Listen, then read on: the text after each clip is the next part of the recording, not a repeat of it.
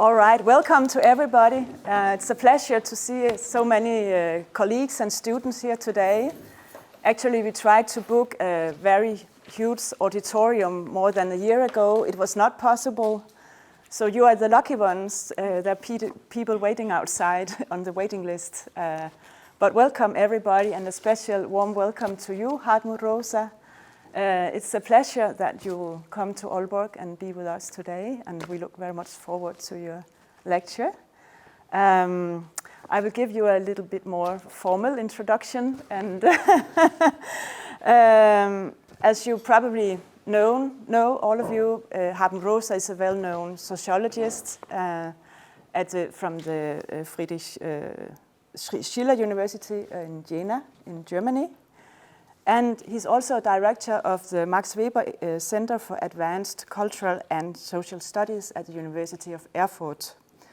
And he has worked with the New School for Social Research in New York and the universities of Augsburg, Duisburg, Essen, and Mannheim. Professor Rosa is considered to be a leading representative of the new critical theory, and he has already inspired a lot of researchers, not only within the social science, but also within humanities. And his books are internationally translated into more than 15 languages, actually. Yeah. And some of your most well-known books are Social Acceleration, A New Theory of Modernity, Resonanzpädagogik, Wenn es im Klassenzimmer knistert, The Uncontrollability of the World, Resonance, a Sociology of Our Relationship to the World. Your very big, huge book. Yeah. And in our research group, Polo, we have been reading and discussing your text for more than a year now in a reading circle. And we got so inspired by your thoughts and ideas that we decided to write a book inspired by your ideas. And that's one of the reasons why we were interested also in inviting you here today to have dialogues with you in the afternoon. So we think, or we can feel in our group, a lot of resonance with your work. And we are especially focusing in our work on the Danish public sector and the welfare sector, and what's going on there among students, young people, children, and professionals, and the working conditions people are experiencing. Yeah. So now you're here with us, Hartmut, and welcome to you. Let's give him an applause. Yeah.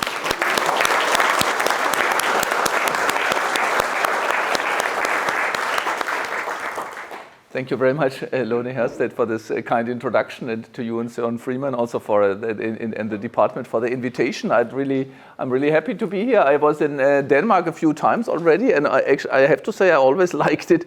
I think I had some of the most inspiring discussions with the people from Denmark, from all sectors almost, right? And I always saw on the map that Aalborg is very much in the north, and I always thought I'd like to go there one day. So I'm really happy to have the chance. And it seems also to me that this is, I mean, from what I have seen from the research group, it seems to be very interesting. But I just wandered around here a bit, and I think I think I could come to like the campus very much here. It looks like this integration of the library with the different, you see students and people discussing everywhere. I think it's a great place. So thanks a lot for being here. And I'm always happy. I really want to do a sociology, social philosophy. When you come from the critical theory tradition, the differences isn't that big, right? We are striving for a kind of interdisciplinary approach. And I really like to do one which goes for dialogue in all kind of contexts, right? I mean, when I write books like Social Acceleration or Resonance, I don't take it to be the last word. It's the first word, right? And then see what people do with it. And of course, there is critique, there is amendments, right?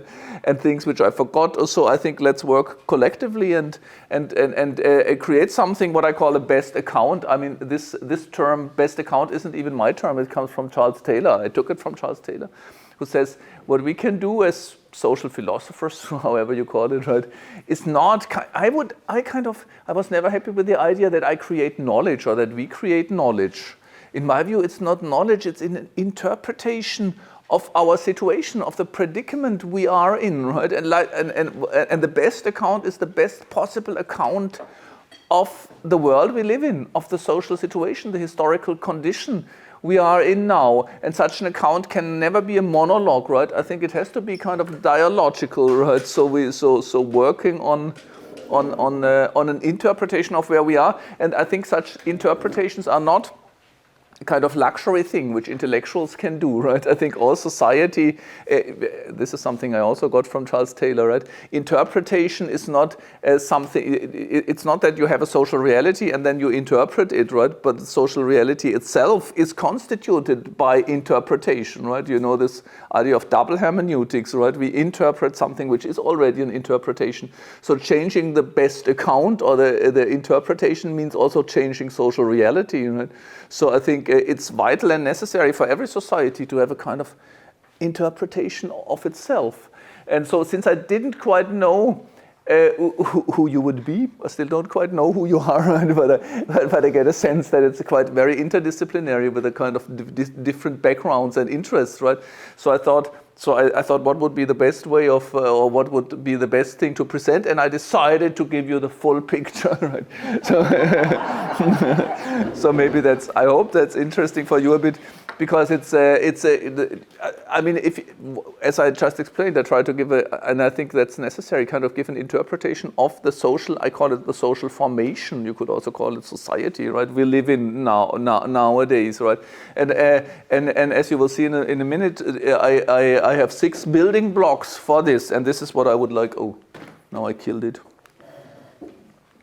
What I'd like to present to you, I have these 2 pictures, I've presented them many times, you know. The one is, this stands for social acceleration. It's actually a cover by Motorhead, a heavy metal band, right? And I like it because you see the speed in the locomotive, but so it's locomotives are running on tracks, the track of modernity, right? Setting the world in motion and dynamizing society. But it's not just that we are forced to, it's also, I mean, the album was called Orgasmatron, right? It has this element of desire also built in, and I want to work out what the track is, the structural reality of social acceleration or dynamic stabilization, but also the cultural underpinnings driving it. But I claim, I recently gave a talk at the Polish Soziologentag, congregation of sociologists, right? The dual phase of modernity. I think on the one hand we are in this logic of optimization, increase, growth, acceleration, but at the same time modernity is also constituted by a strong desire for resonance, right? We want to live in resonant worlds where people encounter each other not in hierarchical or formal terms, but on a human level, so to speak, and we want to be in resonance with nature and with art and with ourselves, right? You see, on the cultural side, you have it all over the place. This desire for mindfulness and for and so on, right? So I think this is a kind of a dual phase of modernity, and I want to present you my account of how these things go together, right? So I think when you want to do social theory, maybe social theory is the best word for it, right? I would insist that it's not enough, because there is debates in German sociology in particular, right? What sociologists should do and can do. And there are a lot of colleagues, and you might know them or even share their view, that we should maybe certainly should give up the concept of modernity, because you know you have this awful problem that you never know when did it start, right? Are we still in modernity? Is there one modernity or many modernities? And is the Indian or the Chinese or the Japanese modernity really the same as ours? And there's also the normative problem that, I mean, for a long time in sociology, in modernization theory, modernity was the good thing and the others were a little behind, right? So of course there are problems with this. But in the end, it's not even clear whether we can keep the concept of society, because which society are you talking about? The Danish society, is it really different from the German or so, right? I mean, the containers with the national borders are difficult.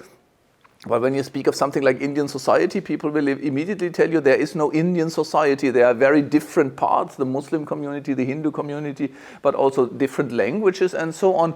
So there is a tendency, I feel, to give up these macro concepts and just focus on individual processes and or institutions.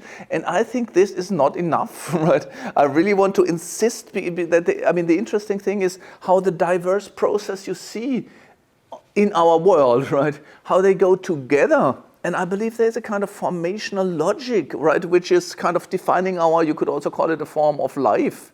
And it's very important to see the connections and the overall logic of the picture, right? So I really want to get a comprehensive account of the social formation we live in. And this formation, of course, is kind of built by cultural and structural and institutional realities and processes. And I also I'm convinced, that we need both. I mean, in sociology, there's this age-old, since sociology came about, the discussion between structure and agency, right? But I think we need a kind of structural account of our social formation, right? What are the structural forces and the institutional reality we live in? And this, I think, can be done from a third-person perspective. We can describe social institutions and structures as we can try to describe the planets or the forest life or something. You describe it from the outside. What are the institutions of our world? What are the basic structures like capitalism or so? Of course, you can analyze capitalism from the outside, as we know, right? But but then I think we also need, what I want to present in a second, right, is claiming that the modern social formation on the structural side is defined by the need to grow, to accelerate, and to innovate, right? It's a kind of structural need. I will come back to this in a second.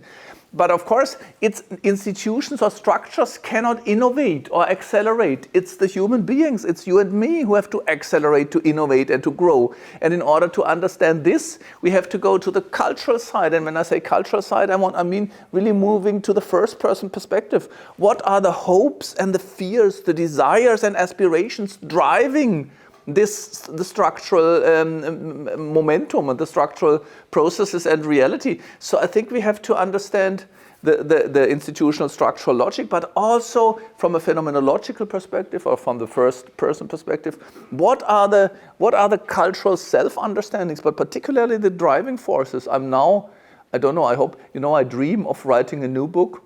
It will take a few years, I think, on social energies. I really think this is what we are lacking. If you have a structural perspective, you might have classes or institutions or structures, but there is no movement, right? What is driving it? What is driving change, but also the processes? And in order to get to that, you need an understanding, I would say, of the hopes and the fears, the definitions of the good life and the bad life, which we try to avoid. And therefore, I think we still need, if you want to give a best account, an understanding of our social formation, you need both a cultural interpretation and a structural interpretation of society.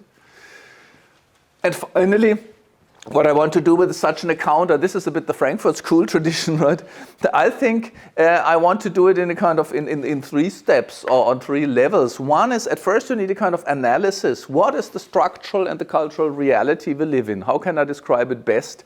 But then, I think, and you can do it from a pragmatist perspective, but also from a critical theory perspective, which says that theory is somehow always inspired or even driven by a sense of crisis, you could say, or of a problem, right? We start to think when we feel something there doesn't quite work well. I mean, Max Weber has this, I think in one of his letters, he had this he made the same point. He said, I think the animal is called a centipede, the animal which has 100 or 1,000 feet, right?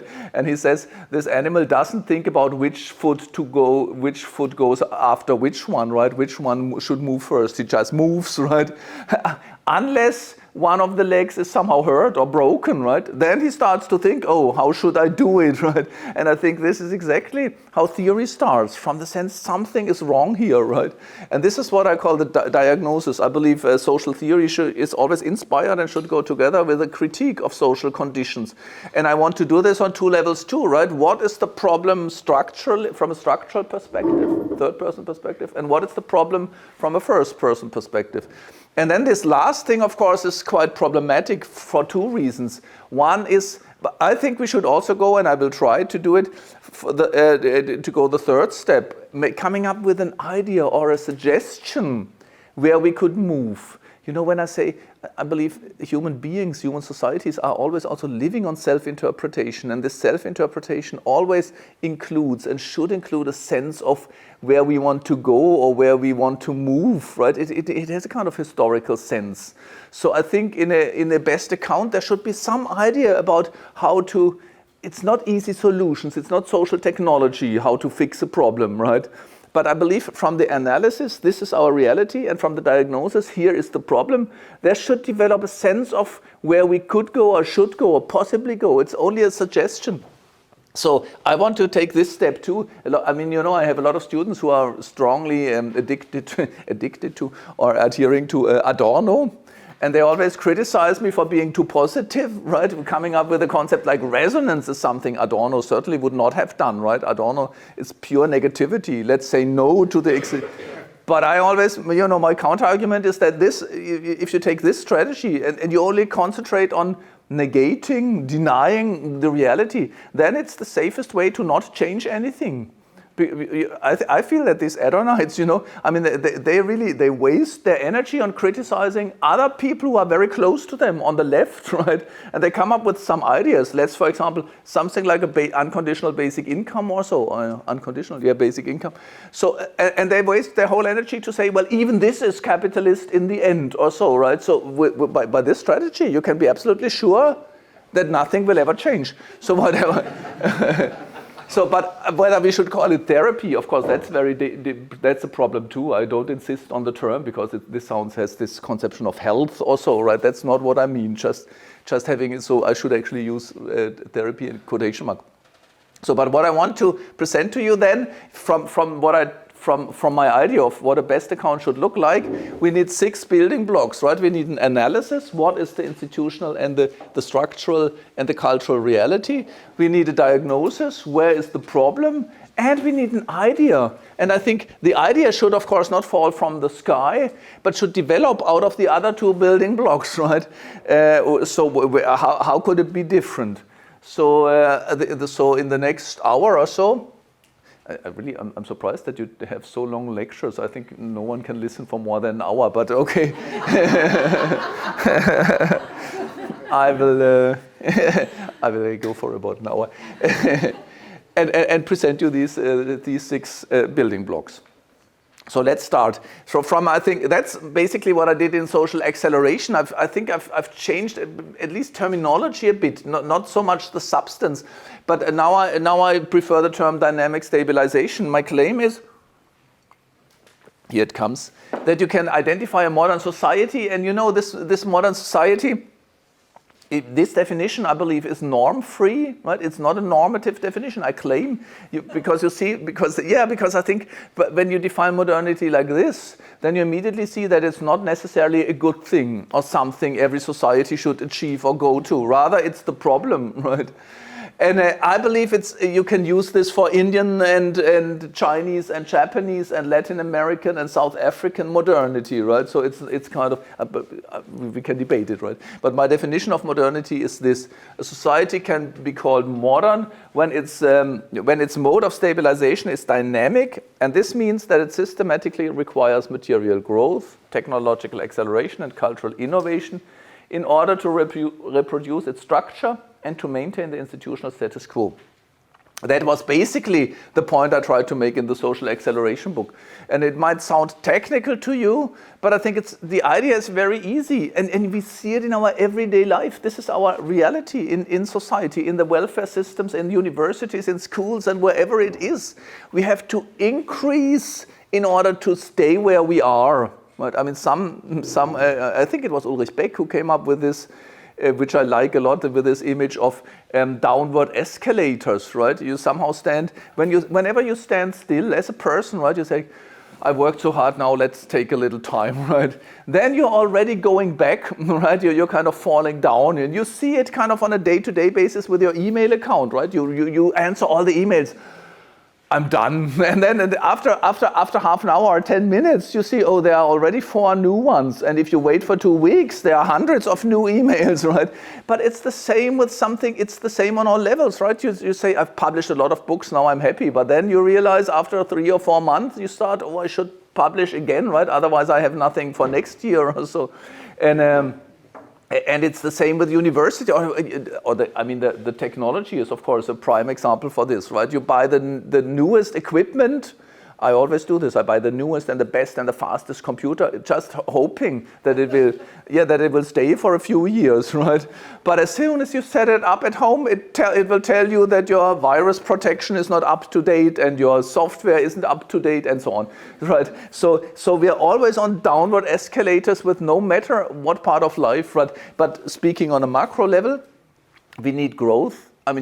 It's amazing. After the Club of Rome report, I think it came out in 72 or 74, right? It's 50 years, so it must have been 72. So the idea was there are limits to growth, right? So now, and in Germany with the Greens, for example, when they started, they said, this is madness, right? We only have one planet. So now we have a new government. It's supposed to be somehow leftist, right? It's by the Social Democrats, the Greens, and the Liberals. And all 3 parties insist we need the growth engines going again, right? They want to grow out of the crisis. And this makes me kind of passionate because I really want to, I do ask them, so, okay, great, so let's have growth. And by the way, Liz Truss, right? She just repeated what Merkel once said. She really said in a row, we need growth, growth, growth. Right? That's the solution to everything. So I would say, fine, Mrs. Truss and Mr. Scholz, where do you want to grow in? More cars. In Germany, the car industry is still very strong. It's the basic, it's the structural rock bottom, right? So you want more cars and more trucks. And of course, then the Greens would say, that's not exactly a great idea. So okay, not cars, then planes. The airplane industry, the flight industry before Corona was skyrocketing. Right? That was the growth sector, one of the most important growth sectors in our societies. Of course, everyone would say, oh, no, not in planes, right? That's not a good idea either. Okay, so where do you want to grow? Let's build more houses. The building construction is very important, right? That's a huge problem too. I'm not exactly sure about Denmark, but in Germany or actually everywhere, there is a huge problem with construction, right? On the one hand, it needs a lot of materials, but it wastes a lot of energy to have these big houses, right? And everyone has greater and greater spaces. But the worst problem is that it needs too much soil.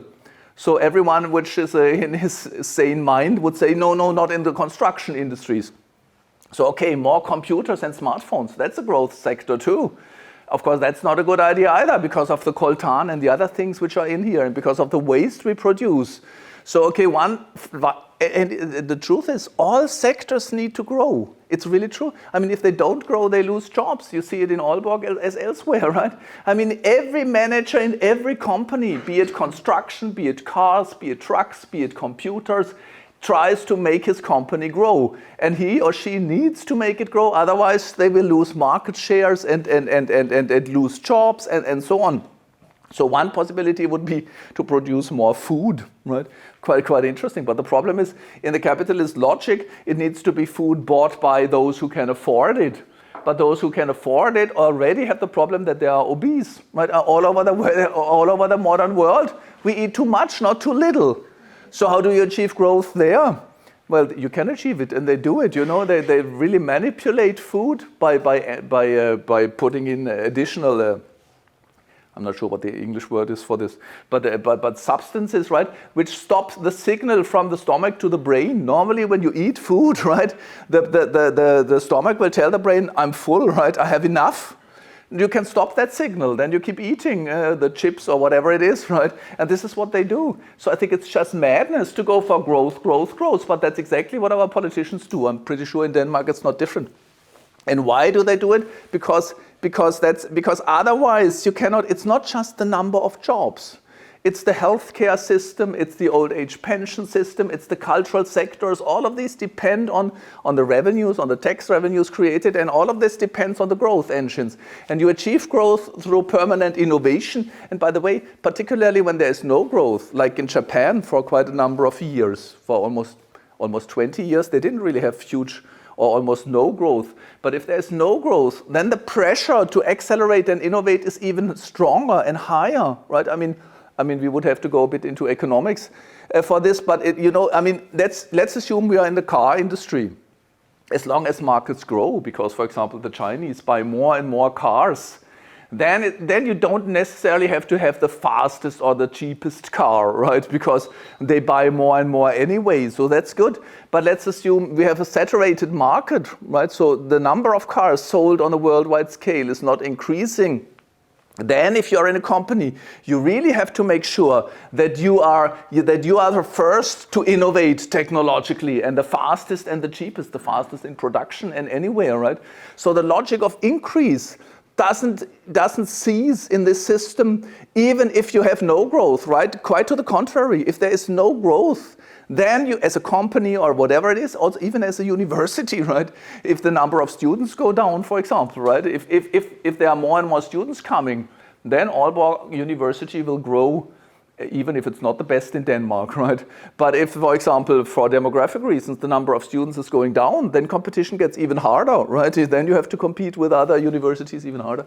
So I don't want to waste too much time on this point, but the idea is we have to permanently innovate, accelerate, and grow, not in order to go somewhere, right? To reach an end, some form of end state or realize some form of vision, but just to stay where we are. And culturally speaking, for me, this is really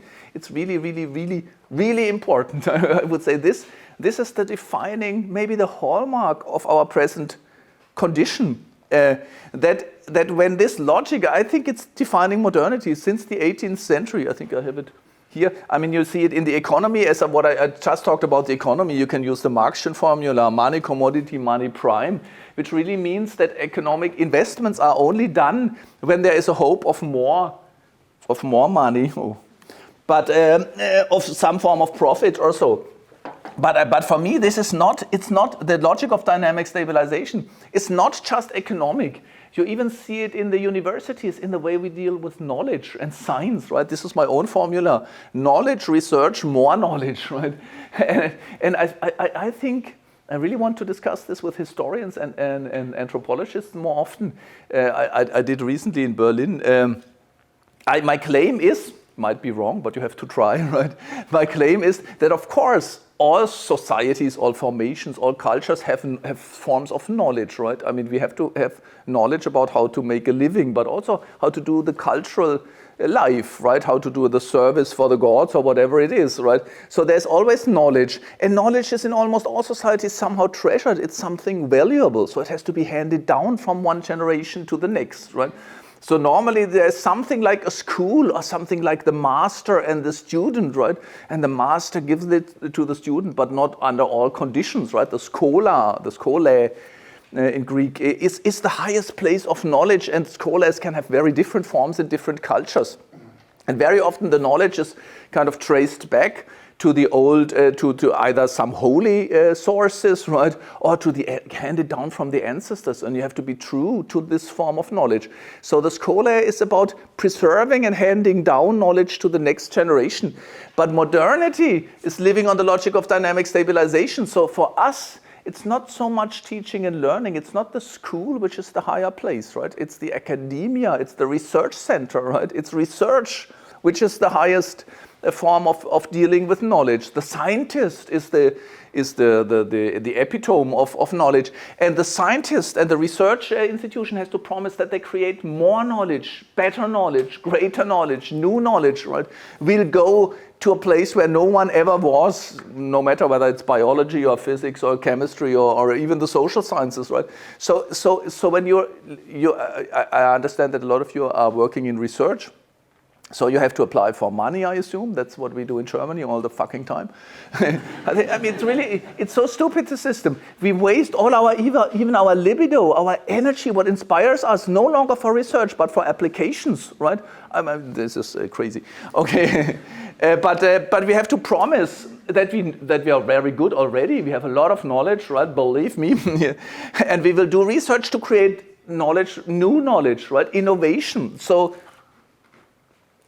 dynamic stabilization is not just economic. I think this is not just economically driven, even though I just talked about money, but it's the logic of science, right? That's what Max Weber says, totally independent of economic realm. He says, the modern scientist, right, is driven by the insight that others will go beyond her, right? Will go farther than herself. So this is the logic of dynamic stabilization. And I believe you find it in the art sector, for example. Art is no longer mimetic, either being true to nature or being true to some ancient masters.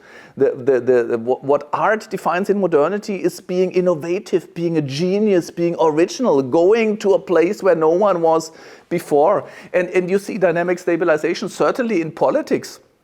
In politics, it's very interesting, because in politics, normally you had something like, I think in Denmark you still have a king, right? But the king normally is not the center of politics. It's a king, right? Yeah. You have a queen? Ah, yeah, okay, I'm sorry.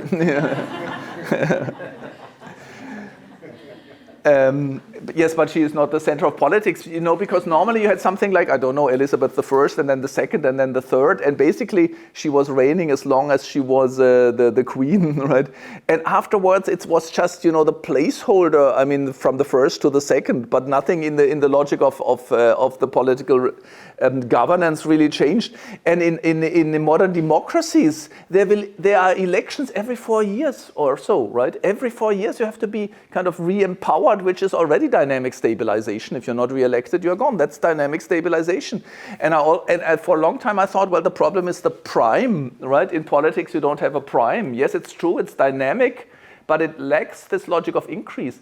But then I thought, well, the problem in politics is, how do you get elected? Through a competition, party competition. And how is it done? It's always done through the promise of some form of increase, right? So one party says, vote for me and you will have better jobs. Vote for me and you will have higher wages. Vote for me and you will have more housing or better health care or cleaner air or whatever. So my claim is this logic. Oh, less taxes. Yeah, that's interesting. I think you're absolutely right. One form of it, because less taxes means more money in your pocket, right? So it's, in the end, I think it ends to the same logic. I mean, that's interesting, because I think even if you take the Green and some form of the Green Party, right, they would kind of go for a reduction, right? Less wasted air, less pollution, less resources, and so on. But I think this is the same logic. It's just kind of changing the Vorzeichen. I don't know what that is in English, right? I mean, you go for the same thing, just from a different angle, right? So cleaner, it means cleaner air for people and so on, healthier living. Okay, so I think for me that's the first building block, right? That's the logic of dynamic stabilization. What I wanted to say, maybe it comes up later, but it doesn't matter.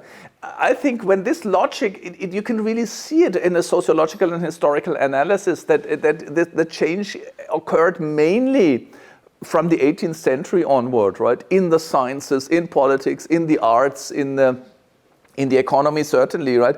But I believe, of course, it's not a spectacular idea, but I'm not talking so much about the history of ideas, but about mentalities, right? And in respect to mentalities, the first person perspective.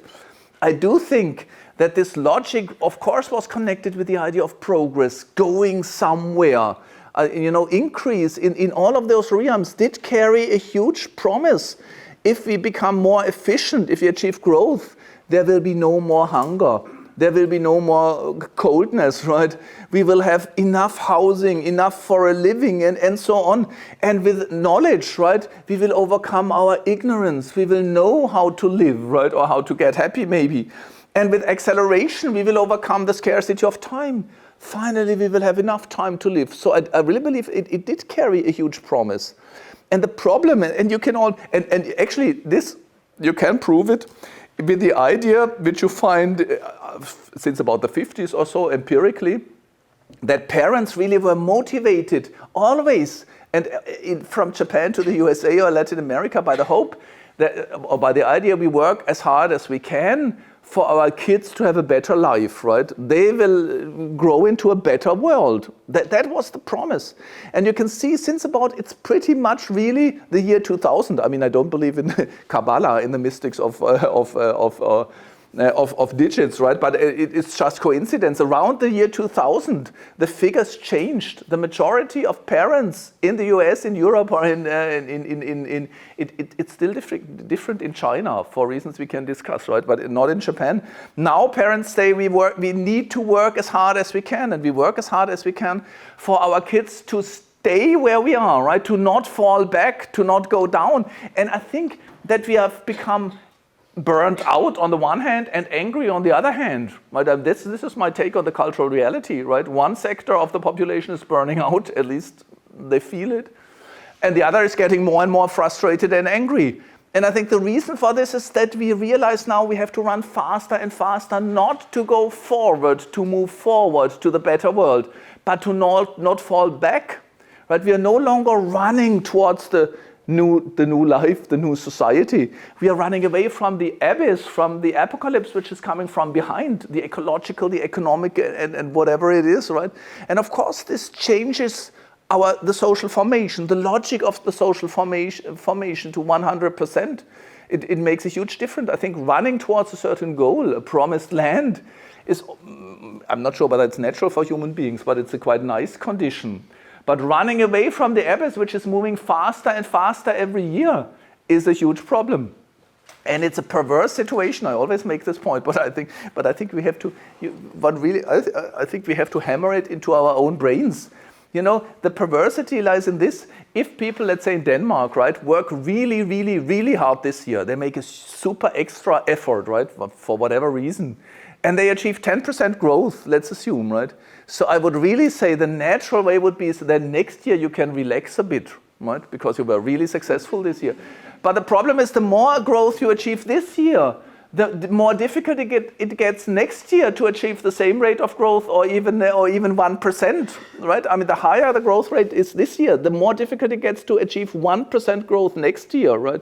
So the problem in this logic is it won't get better. It will get worse and worse and worse. It doesn't matter how fast you run this year. Next year you have to run faster, and that means you have to invest more energy, not just energy carbon-based or nuclear-based or whatever, but also psychological energy, right? It's us who has to come up with, who have to run and come up with innovations and so on. So, okay, enough. So I think now I said I want to understand the driving forces. I think every cultural social formation has to be driven by some form of aspiration. I mean, this is you know I think that's the Taylorian heritage I have, right? He comes up with the idea of what's the moral map of a society, right? What are the goods or the summits where we want to go to? But also what are the anxieties, the lows, the things we definitely want to avoid? I think I argue with my colleagues, I think without an understanding of this, you won't even get this because you need the energy coming from here to get the system driven. So what's our conception of the good life? Well, basically I would say, now I leave it because I will waste it if you don't. Because I think we are kind of driven. I mean, the question would be, so why do you run faster and faster each year? And kind of everyone does, right? And I think there are two reasons for this. One, of course, is fear. It's the logic of competition. If you don't run, you will lose, you will fall back, you will even lose the place in the world. And I think we just talked briefly, before the lecture. It's really I find it frightening when you look at youth studies and mental health of students and high school students, right? It is really frightening because you have the same results in the US, in Denmark, or in Germany. More and more of them are really in danger of suffering burnout and have stress and anxieties, which are not just. I mean, of course, every young person is somehow afraid or alienated. I think this is kind of normal. But now you really see symptoms which makes them even hospitalized or dysfunctional, if you so like. And I think it has to do with the fact that, that I think the problem is that they feel they don't have a place in the world, right? They have to run to have a place in the world. I mean, I talk to young every summer. I think for me it's a kind of very sociological gold mine. I run a summer school. It's called Deutsche Schülerakademie for talented high school students. And I feel they, you know, and then we said, oh, maybe we should try to get away from digital social media for the 2 weeks. And then some of them really were in panic and said, but my friends will think I'm dead, right, if I don't write. So it's right, if I don't stay kind of on top of all of these things, I will lose my place in the world, right? I cannot keep up with it. So I think it's obvious that one of the driving factors, I mean, the logic, no subject says I want to accelerate, innovate, and achieve growth because the system needs it. And that's not what is driving us, right? So how do these, that was one of my guiding sociological questions. How does the structural imperatives, achieve growth, acceleration, and innovation, get into the minds of subjects who have to achieve it, right? And it's obvious that one answer is the logic of competition, right? I think, you know, competition in itself has this logic of increase. I mean, if we compete with each other, I mean, I always make this example. If we let's assume we meet for a running competition, right? For a race, and you win. So, and if we do it again next year, then I will practice a bit before, right? I will run 4 weeks and then I will win. So after that, you will run all year and you will win, right? And in the end, we will take some form of doping or so. So the logic of increase without an end is in the logic of competition, and it creates fear. But what interests me more is that I think the system could not be so stable. Capitalism, or the logic of dynamic stabilization, is incredibly stabilized, right? It seems like neither the Nazis nor the communists could do anything against it, right? In the end, the logic of dynamic stabilization won out. So I think there must be a kind of positive vision, and that's what I call the AAA horizon of the good life. But it's also, my book about uncontrollability is about it, right? I really think modernity is defined on the cultural side from the hope and even the desire, from the desire and the hope to make the world available and attainable and accessible, right? It is giving us a positive kick, not a negative fear. The idea or the vision or the hope that we can get, I mean, think of something like, my favorite example for a long time now is Spotify or so. It's the idea I can have all the music of the world which has ever been recorded accessible and attainable, right? And this is always what is kind of giving us the kick. I mean, you even see it you see it everywhere, right? I mean, I forgot whether I have a better, I think I have do I have another definition? Yeah, no, I don't have a definition, but I have this here, right? I mean, you see it from, for example, people are, I mean, in modernity, I mean, we are driven, of course, by the idea of money. Even academics who say, oh, I don't care much about money, only until they negotiate their salaries, right? Then all of a sudden it's interesting too.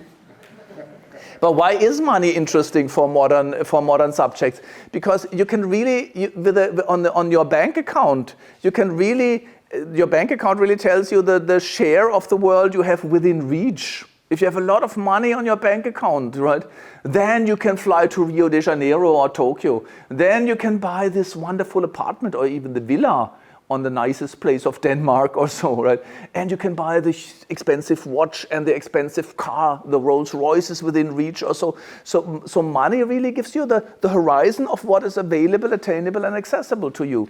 And you know, the billionaires, the super rich, you know, I thought, you see the irrationality of the system with the billionaires, because if you have 2 billions, that's so definitely enough that you must be stupid if you keep working and even cheating. But of course, you see it really. I find this so telling with Elon Musk or Jeff Bezos or so. They want to increase the horizon of what they can make accessible. Now they go to outer space, right? They even have a competition about who gets there first. I mean, amazing, yeah. But money gives you it defines the horizon of what is available, attainable, and accessible to you. I think quite well. But it's not just money. It's kind of everything we do. I mean, for example, technology. I think there you can feel it physically. I think you can feel it physically because the first step normally for children is learning to ride a bike and maybe getting a bike, right? And I remember it. I really remember it from my own youth. But you might have seen it from your own children. Once they learn to ride a bike, the horizon of availability increases, and that's great, right? I could go to the little lake outside my village by myself. I could just wheel there. It's exploring the world, expanding the reach. And then, of course, we all dreamt of turning 15 and getting it's called Mofa in German, I'm not sure. It's in between a bicycle and a motorcycle, right? So, what? Knellet. Yeah. Sounds great. So with a knellet you can go to the neighboring village. And once you turn 18, then you could go to Copenhagen on yourself, right? And of course the airplane means now New York comes within reach. It's not just the technology, it's the technology plus the money, right? Whether you can afford it. But nevertheless, and it's the same with nowadays we are really addicted to this thing. And why are we addicted to it? Because it has expanded our reach incredibly. All my friends are just 2 clicks away. They're always available, right? All the knowledge that has ever been digitalized is 2 clicks away. All the music is 2 clicks away. It's incredible. But I believe you see it here. We always go for expanding the horizon of availability. We talked last night about Aalborg and Aarhus and so on, and rural life.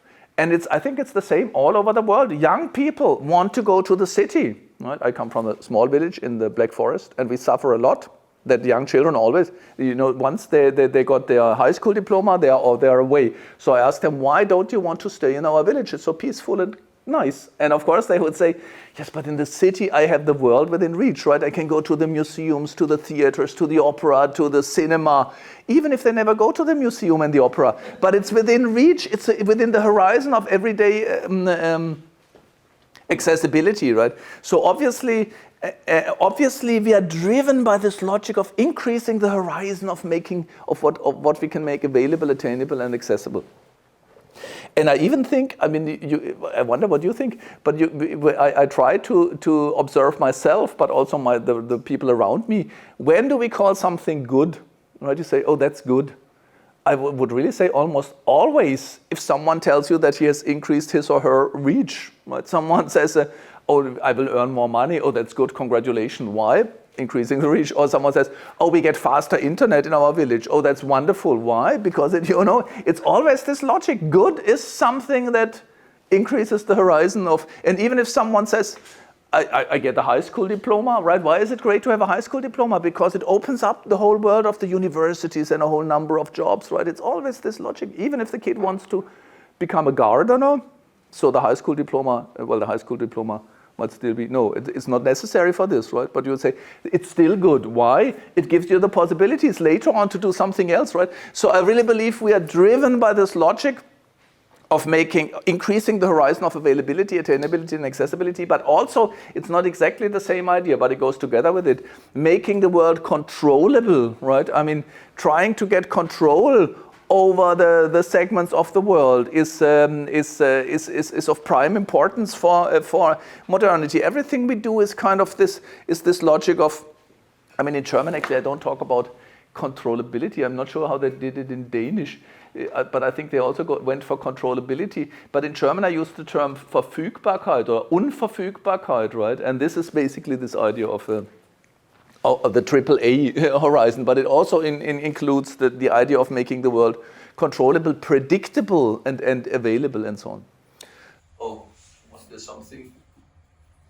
Yeah, this is, I mean, and I think the logic we follow, and this is something we should sociologically and psychologically keep in mind, that I think right now our world is really changing, our lives are changing through the definition and accessibility of parameters of our lives.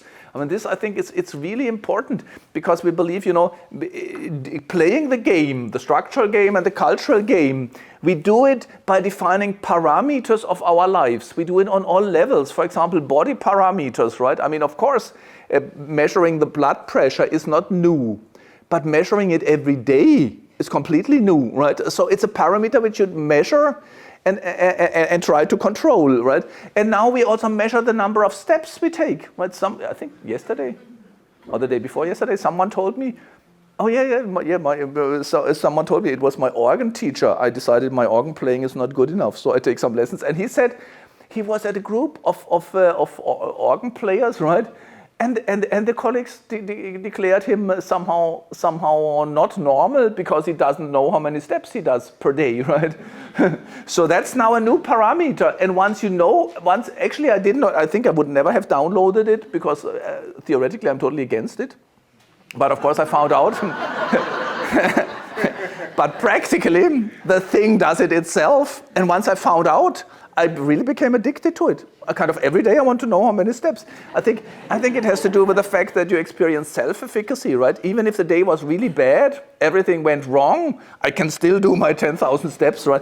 So, but I don't know. But that's a parameter, right? But you have many other parameters.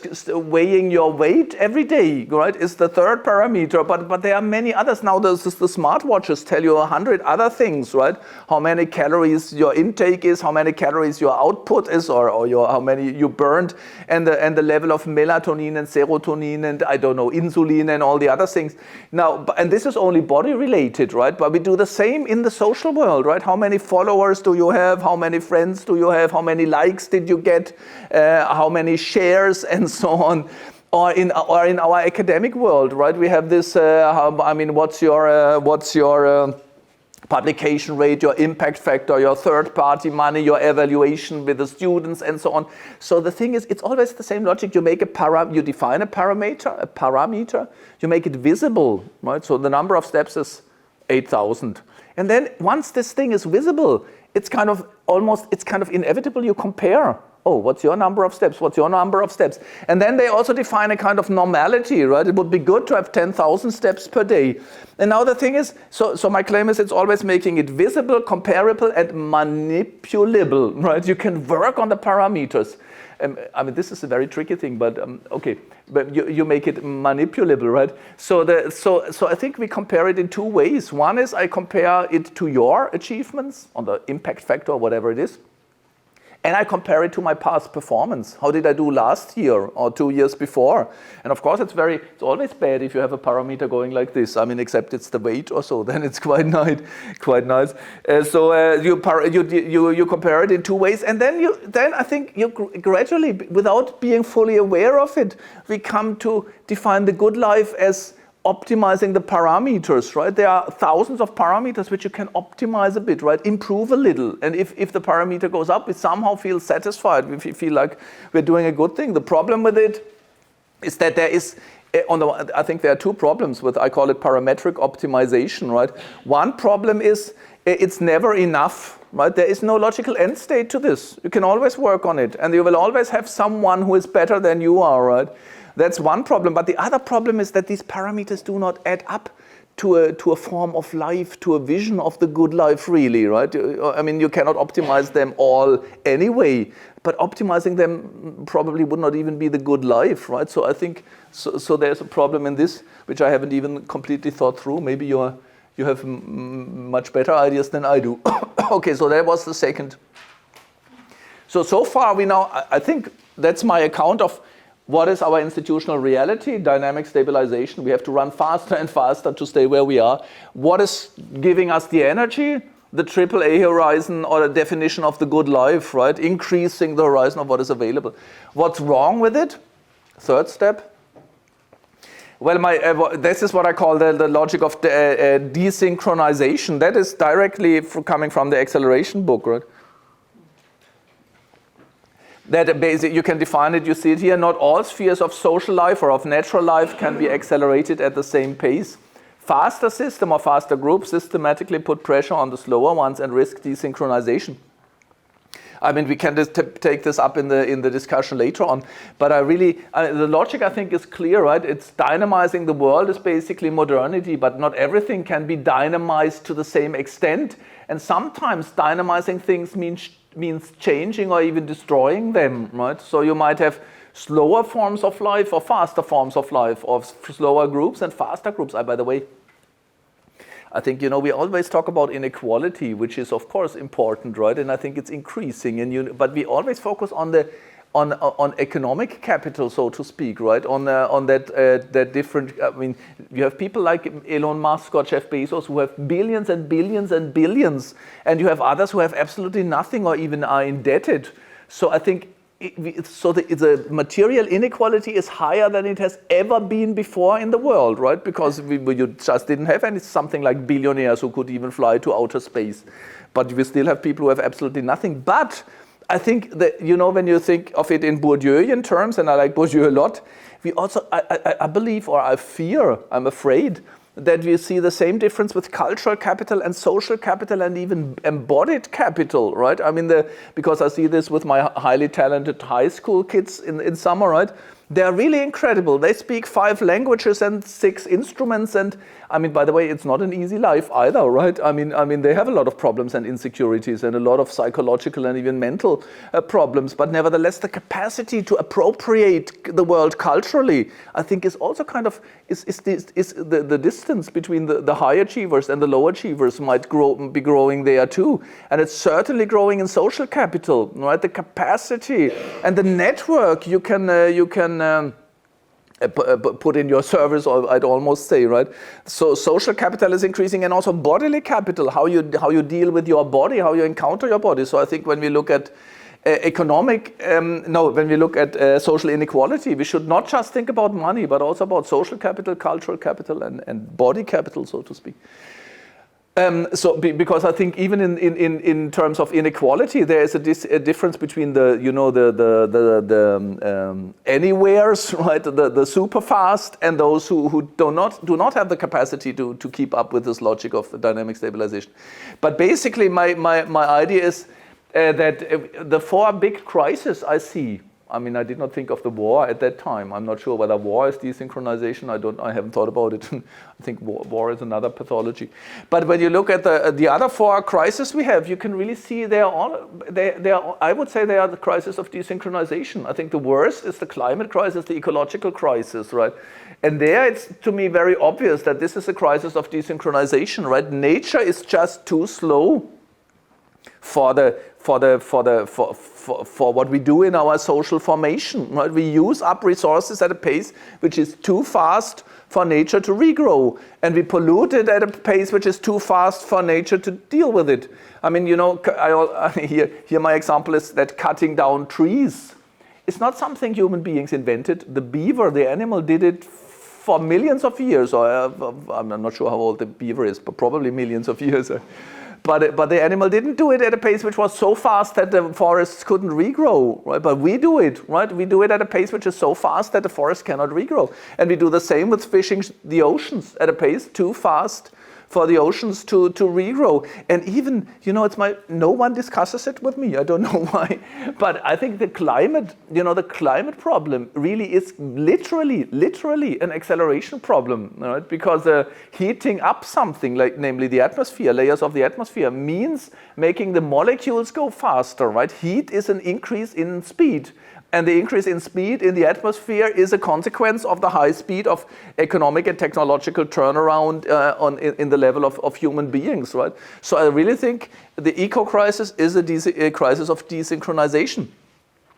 And here we have another problem, what I call the democratic crisis. I mean, there are different forms of describing it, but for me there cannot be any doubt that what we call democracy is a deep crisis, right? The idea of governing our life and our world collectively through democracy, because democracy is not just taking a decision. Of course we can do this with the use of social media, right? Are you against immigrants or in favor of immigrants? And then you say yes or no. That's not democracy. I think the logic of democracy is the idea of kind of formulating, forming and then articulating diverse position and then entering into a deliberative process which transforms those involved. Listening to those who have a different opinion, right? And being affected by them, but also make your voice heard. And then you enter into a kind of, it's a collective deliberative process which is time consuming. And because I started off also from political theory, I spent a lot of time in trying to show how actually the time needed for democratic will formation and decision taking is increasing when the world becomes more complex and when it becomes faster and more dynamic, because there are more things which are changing, so you have to do the deliberation process takes a longer time. There are more things you have to take into account, and also we are less conventional and less traditional, which means there are less things we can take for granted, right? So it takes longer to reach a kind of consensus, or at least a democratic decision.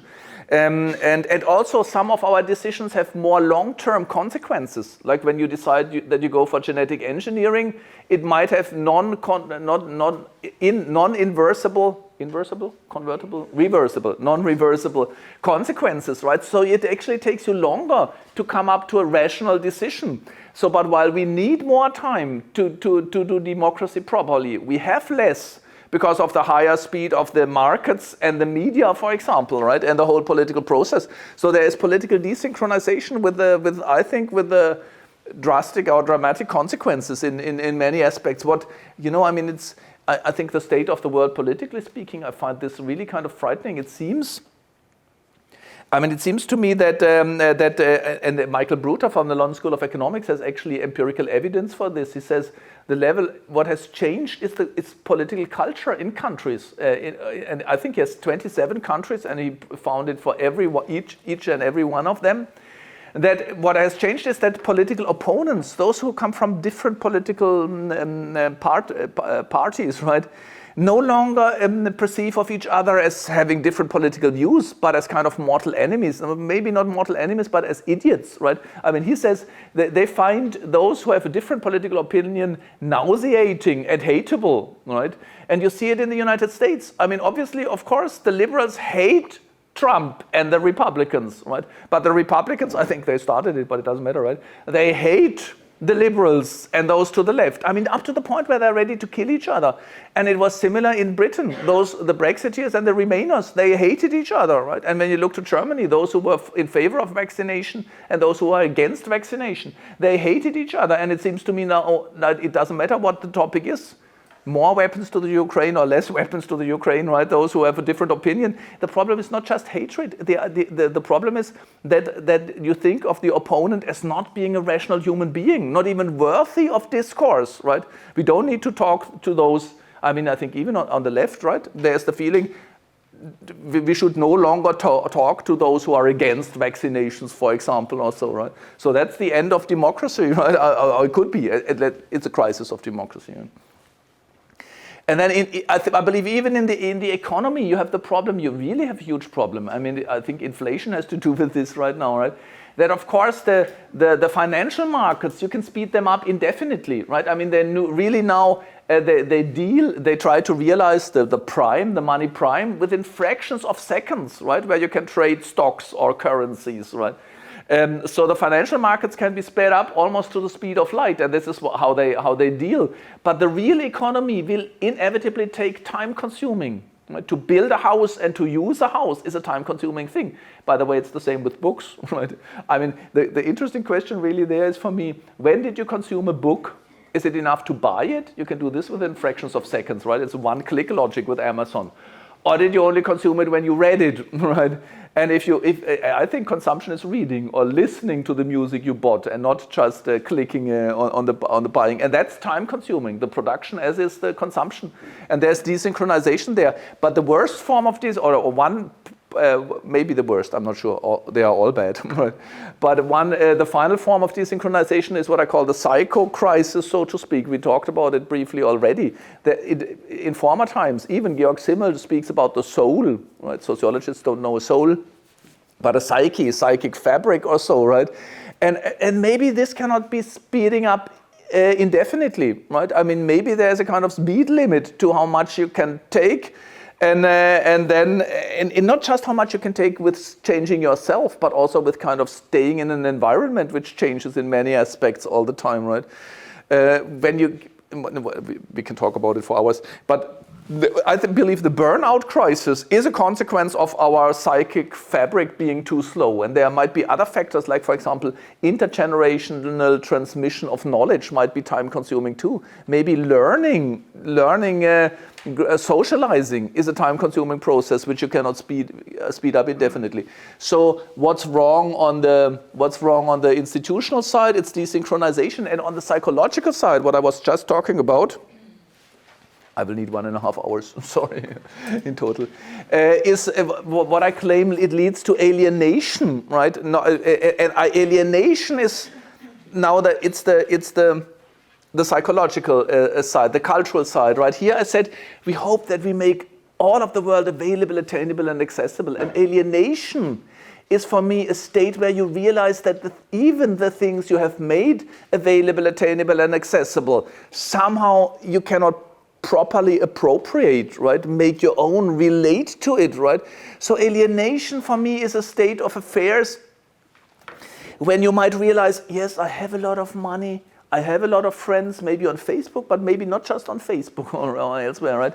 But somehow, maybe I have a family, right? And maybe I even have a church community I go to, but somehow I feel disconnected from all of them, right? They don't speak to me anymore, right? Alienation is this kind of feeling of having a share of the world, right? If you're oppressed, if you're hungry, for example, actually we know quite well from empirical evidence, if you suffer from hunger and so on, right?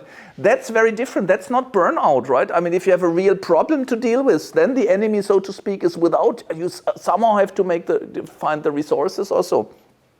I mean, it depends. We know that burnout can very well be a symptom of totally disprivileged people, but I think then it's a kind of long-term effect. I mean, for me, alienation, and burnout is the worst form of alienation, and it's the kind of the deep cultural anxiety of our age, right? And what is it?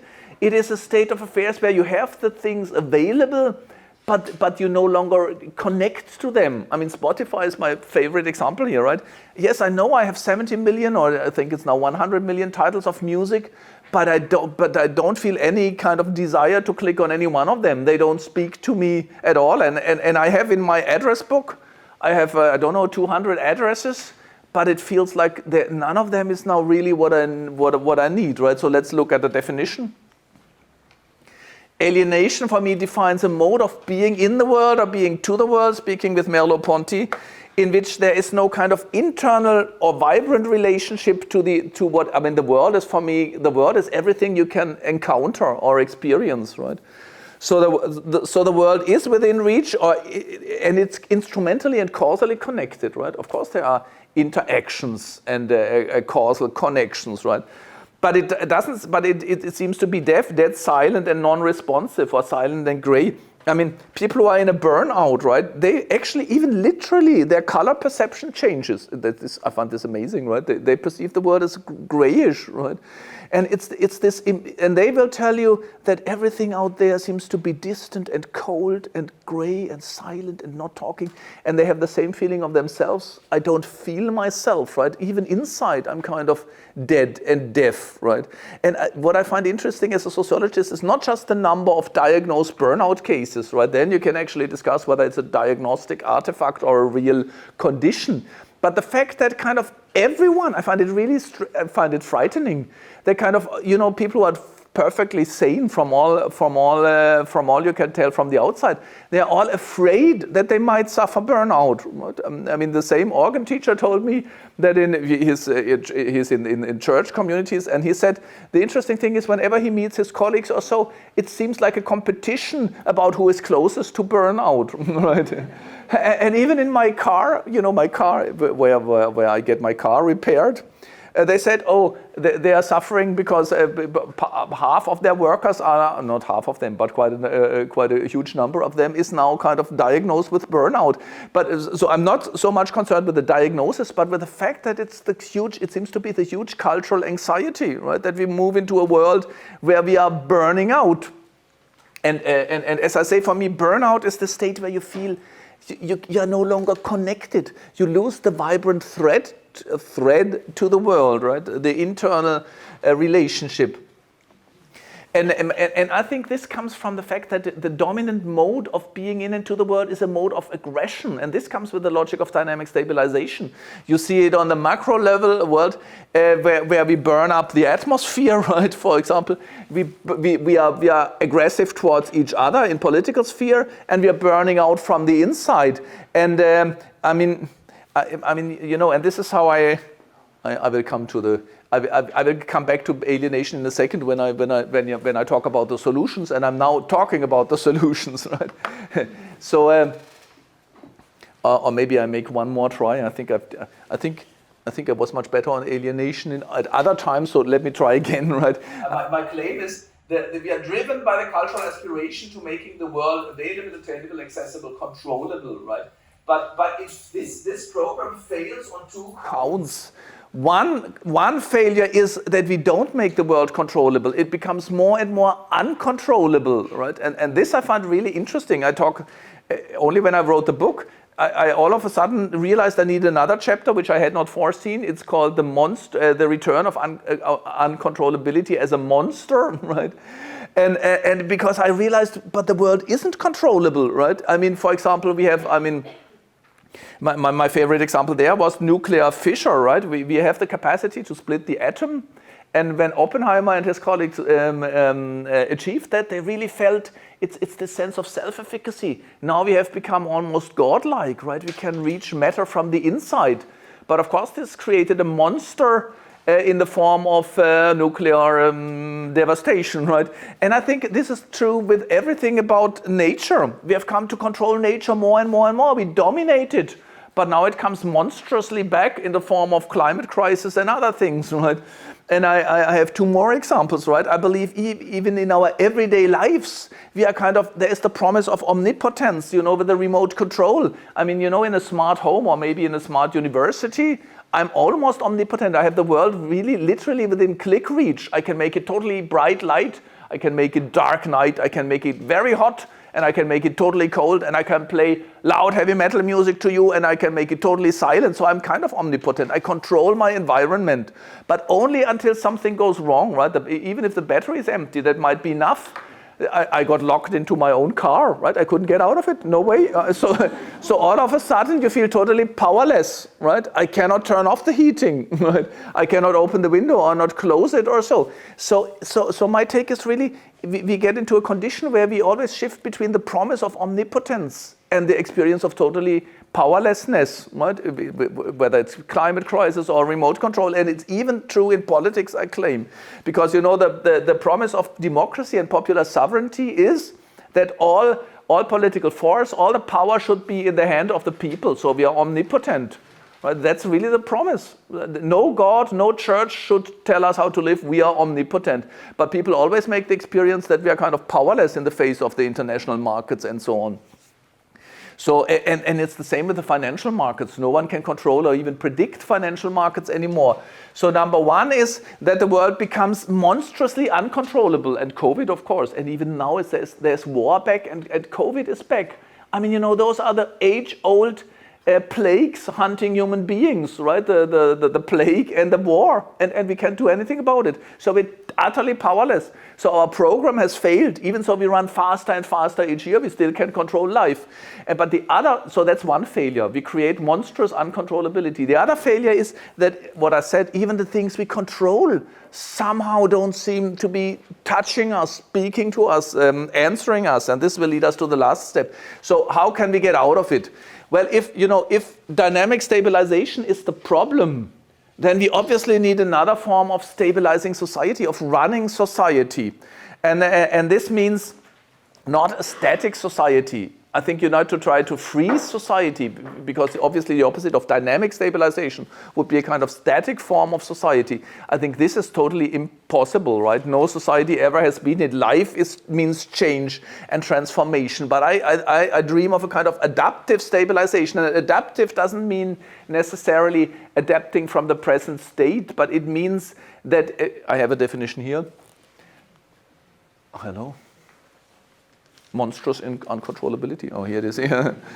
As society's mode of stabilization can be called adaptive when it is capable of growth, acceleration, and innovation in order to change the status quo, but not forced to increase in order to reproduce the status quo, right? I mean, so it's obvious. I think this is quite straightforward, right?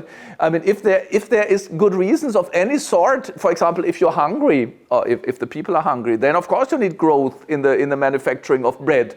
But if you're already obese and you still need growth in the manufacturing of bread, then you're just in a perverse state of affairs, right? I mean, so this is the thing. So the question is how to achieve it. It's actually quite tricky. I wasn't aware when I wrote this definition. I thought I've solved the problem. I didn't. But I think, of course, sometimes with green technologies, of course, we should accelerate. But we should accelerate. We need to accelerate because we want to change the current status quo, right? I think that's always obvious. There are changes in the environment, then you need to adapt. But there might be changes in desires or in your definition of the good life, then you need change.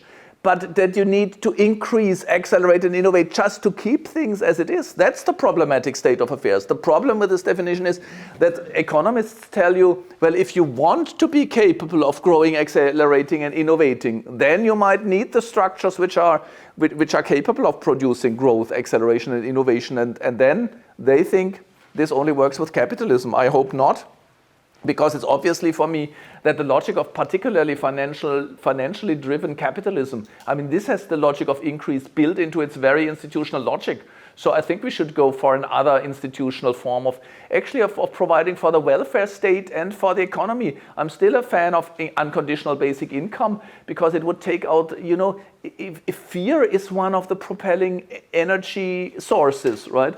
Then taking out the existential fear of not having a legitimate place in the world would really change a lot, right?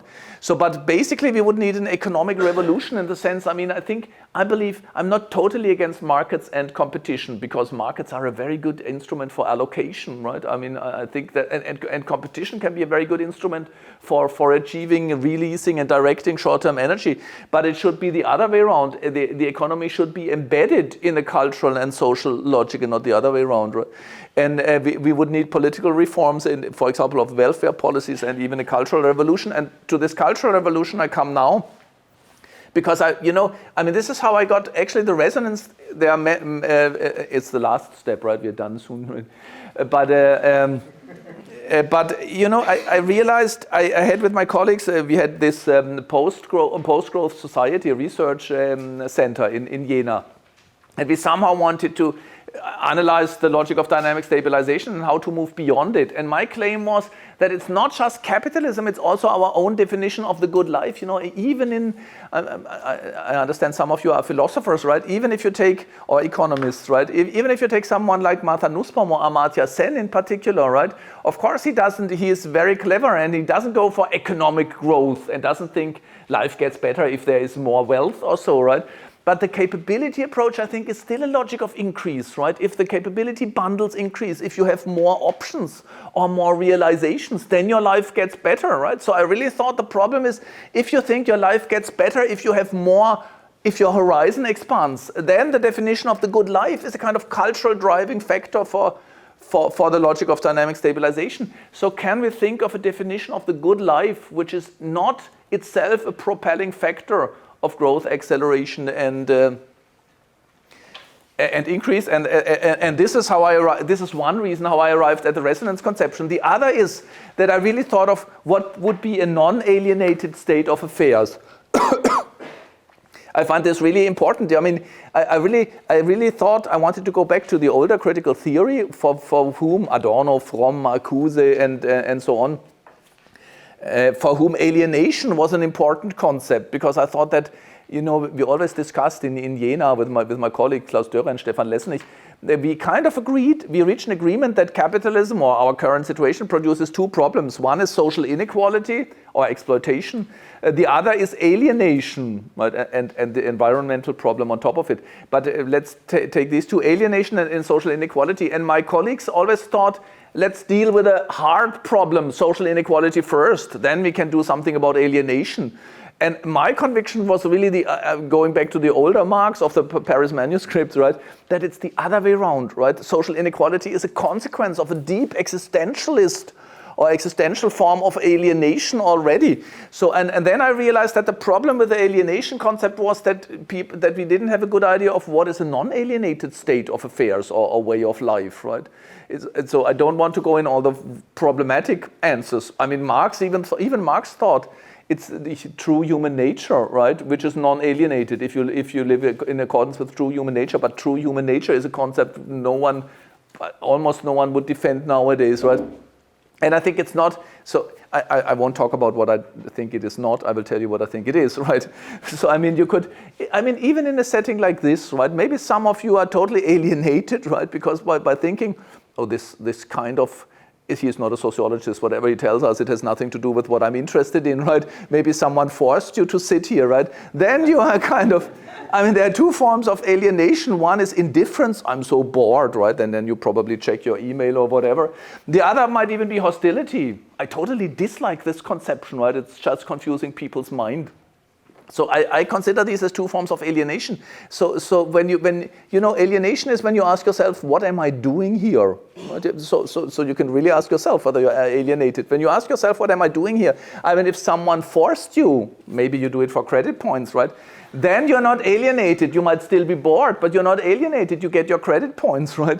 But if you came here voluntarily and you ask yourself, what am I really doing here? That's alienation, right?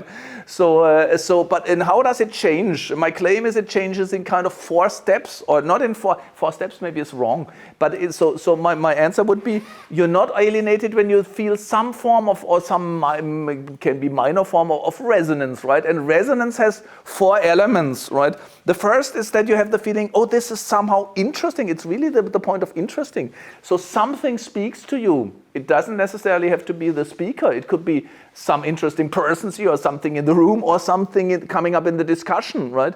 Or something which is not even noticed by me in the sidelines, but something is calling you, right? This first thing is really affection. I write it with the arrow because it means it actually doesn't start with something you do.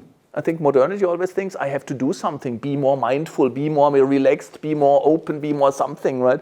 And I only noticed after I had written the book that it's maybe not a coincidence or chance that for me resonance does not start with something I do, rather with something I let happen, right? Something touches me, right? Something speaks to me, or something is calling me. Bruno Latour, who died 2 days ago, really, I found this very sad, right? He talks about this too, right? Feeling a call, answering a call. Something is calling me. And of course, this can be in a talk. It probably will be some ideas, but you can also feel some music is calling you, for example, or an image, or a person you meet, or an animal, or whatever. So the first thing is something is calling you, something is speaking to you, something is touching you, right? And then, but it's very important for me, resonance is a movement, it's itself dynamic, but it doesn't have the logic of increase, right? But resonance is dynamic, you answer it. So when you hear, for example, an interesting idea that you're bored and you're just playing on your smartphone and all of a sudden something interests you, right? Then you can really see it. I think a lot of you will teach or have teaching experiences, right? So you know what it means to talk to a class of students or students who are totally disinterested, either hostile or indifferent, right? And then all of a sudden something might happen and you really see it in their eyes, right? They beam up, they are no longer dull or tired or so. And you see it in the whole body kind of answers, right? So for me, this is the opposite emotion moving outward, right? You somehow react to it, you reach out, you connect from your side and you do something with it. Therefore, resonance is not just harmony. If I say something you always thought and felt, and it doesn't really create resonance, right? Resonance is if it's something unexpected and it might actually provoke your contradiction, and you might say, this is totally wrong what he's saying here, right? So the second thing is moving outward or trying to answer to it.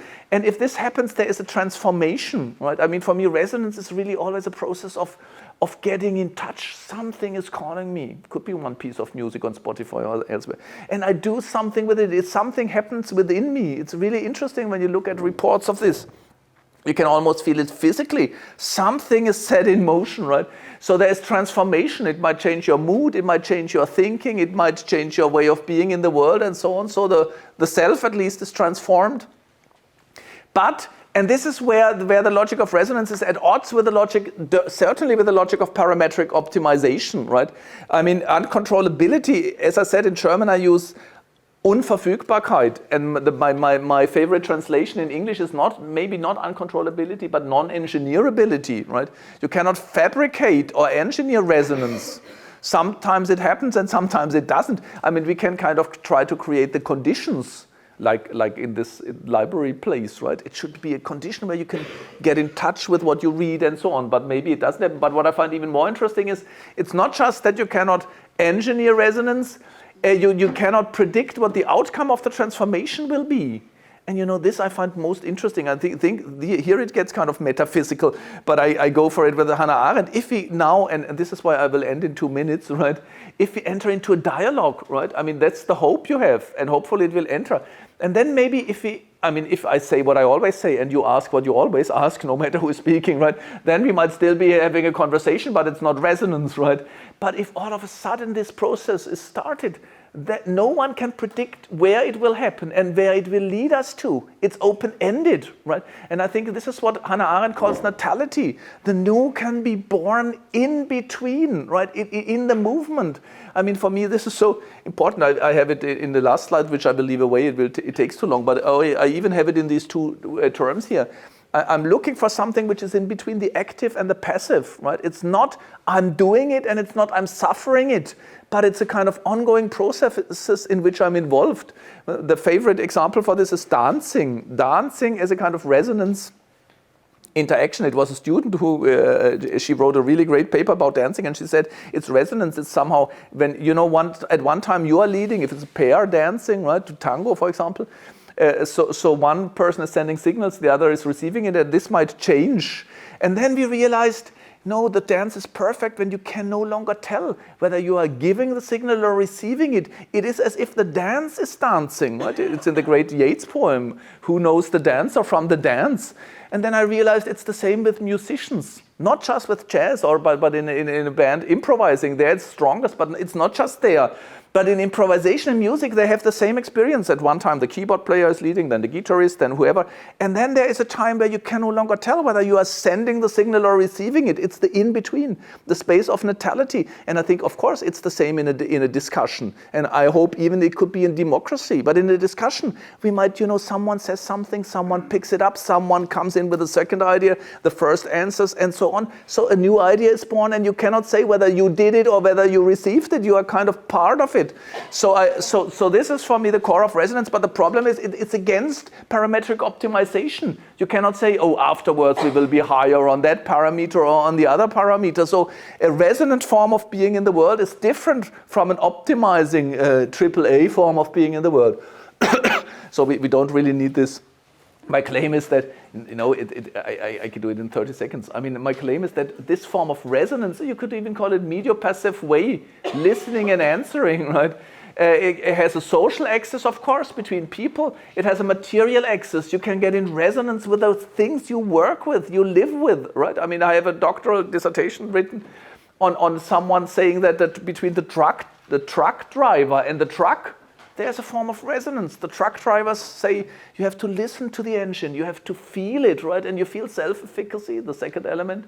But you also, so you listen and you answer. It's the interplay between the machine and you, right? And it's with everything. If you write a text, you can really get in resonance with this text, right? Because the text is speaking, but in a different key than you wanted to say, right? So you're somehow answering your own text, right? It's a kind of ongoing process. And after you're done, you think differently than before you started to write and so on. So that's the material axis, and then I believe there's this existential axis, which is of course very important, but no time for it. It is the way of how we relate to life or the world, what Jaspers calls the encompassing reality, the ultimate reality. And my conviction here is really that we have two existential experiences of the world. One is the experience of the dead world, right? That what Camus talks about, and also Friedrich Nietzsche. that we have to accept that ultimately the world is not speaking to us, right? The beloved voice of the cosmos is dead. There is Nietzsche poems which are really this Oedipus stuff, right? It's really, I found this incredibly telling, right? Where he says, I just want to hear one more time the beloved voice of the cosmos, but I know there is no such voice, right? I'm like a star thrown out into the dead, silent, utterly cold universe, right? And I think this is an experience that belongs to us as human beings in the face of death and disease and so on. But we also have this other experience, right? These kind of quasi-mystical experiences of an answering world, which is the birthplace of religion, right? Someone has called you by your name. Someone has given you the breath of life. He is hearing you. He is holding you. He is speaking to you. I think those are the two ultimate forms of human experience. And I believe whenever you try to close one off, you make a mistake, right? If you want to say, okay, I think that's basically it, right? So, but there is a kind of excess of, and it doesn't have to be religious. People experience this resonance in nature, standing at the ocean or in the concert hall, for example, right? And finally, we also need, I didn't have it in this form in my book, but there's clearly is a kind of self-access of resonance, being in resonance with your own body, for example, which does things which you dislike, or your psyche, or your biography, or your memory, or your dreams, right? Okay, I think that's it. So here you have my 6 steps, and the account is closed, and now I'm really looking forward to discussing it with you. Thank you very much for listening.